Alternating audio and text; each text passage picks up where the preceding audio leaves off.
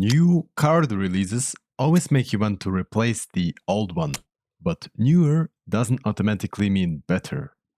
We already seen it in one of my previous videos where an older card of Thuram actually managed to outperform a newer card. So with yet another new Thuram card added into the game, the real question is this finally worth the upgrade or the same mistake again?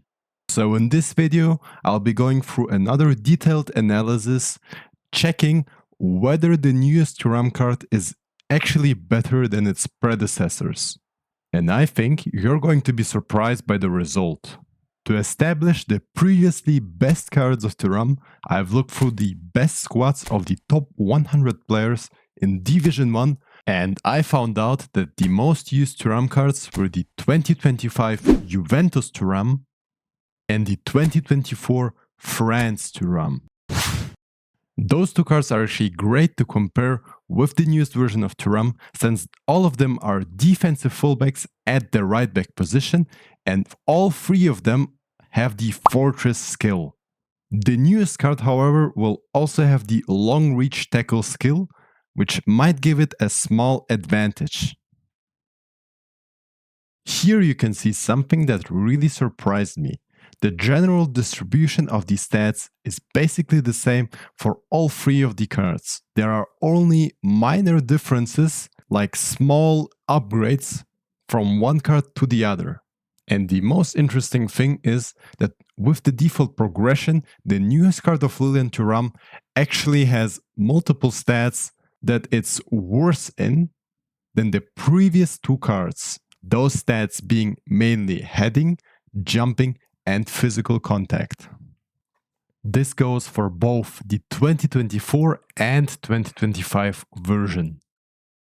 Moving on to a pure defensive fullback build with 0 progression points upgraded into passing and dribbling, we can once again see very similar stats for all three of these cards, although there is more than a year in between them. The biggest difference is definitely between the 2026 and 2024 card, as there are multiple stat upgrades by about 3 points.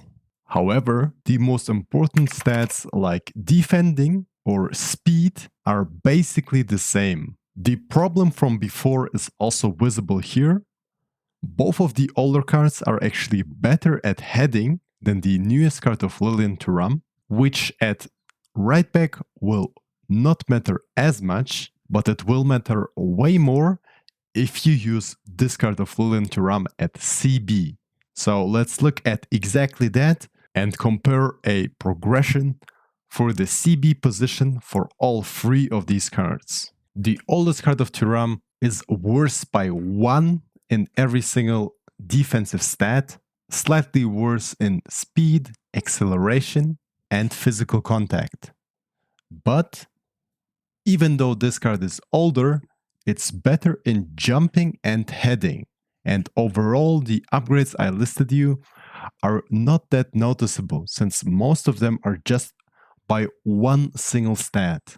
When comparing the 2026 Thuram to the 2025 Thuram, we can see a similar pattern. The newest card of Thuram is slightly better in most defensive stats, but even worse in aggression. Furthermore, the newest card of Thuram is worse in heading by 3, worse in jumping by 1, and worse in physical contact by 1, while being slightly better in speed and acceleration. This proves that the differences these two cards have are negligible. The stats are basically the same. So after comparing these three cards of Thuram with 3 different progressions, let's form a conclusion. Although these stats seemed pretty similar with smaller upgrades to the newest card of Thuram, the newest card of Thuram also has some smaller downsides like lower heading, jumping, and physical contact, which will matter if you decide to use the newest card at CB. If you actively use one of the older cards of Thuram at CB, an upgrade to the newest card wouldn't make much sense, since when you're upgrading, the newest card should be better in everything. Otherwise, the upgrade is simply not worth it. Especially because as a defensive fullback that is used at CB, heading and jumping are very important for Thuram, as he isn't the tallest CB, and if heading and jumping is worse on his newest card, this can make you more vulnerable to crosses and headers. On the other hand, if you decide to use the newest card of Thuram as a defensive fullback, I'd say the upgrade is only worth it if you own no card of Thuram or if you own the older 2024 Thuram. Personally, I'm gonna hold on to my 2025 Thuram since I like using that card of Thuram at CB. And the addition of the long reach tackle skill is just not worth the upgrade in my opinion.